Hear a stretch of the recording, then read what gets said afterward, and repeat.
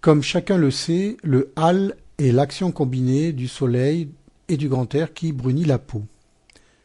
Autrement dit, il s'agit de la coloration brune que prend la peau sous l'effet du soleil essentiellement. Pour comprendre ce phénomène, il est nécessaire de connaître l'anatomie et la physiologie de la peau. Cette partie de l'animation nous permet de nous rendre compte de l'intensité du rayonnement. Au début de la journée, les rayons du soleil ne sont pas très intenses, ce qui n'est pas très dangereux. Mais au fur et à mesure que les heures passent, le soleil devient de plus en plus ardent et les risques de brûlure, entre autres, de plus en plus importants. L'animation nous montre qu'aux environs de midi, la lumière est à son maximum et le rayonnement ultraviolet également.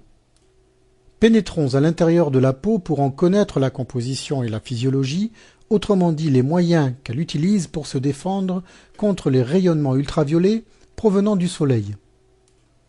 La flèche bleue nous indique successivement les trois composants de la peau. Nous voyons l'épiderme, puis le derme, et enfin l'hypoderme avec sa couche graisseuse en jaune.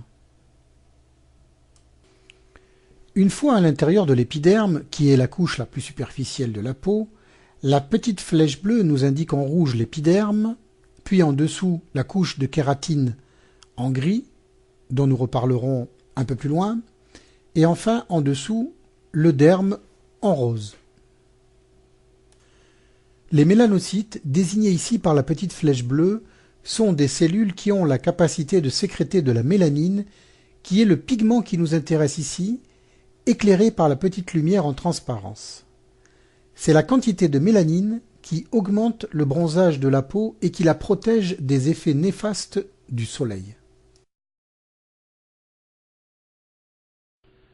Cette partie de l'animation nous montre de très près les mélanocytes qui, rappelons-le, fabriquent la mélanine qui est destinée à nous protéger contre le soleil et à l'origine du fameux bronzage. Nous voyons ici la fabrication des grains de mélanine par un mélanocyte vu de très près. C'est l'accumulation de ces grains de mélanine qui constitue le hâle tant attendu tout l'hiver.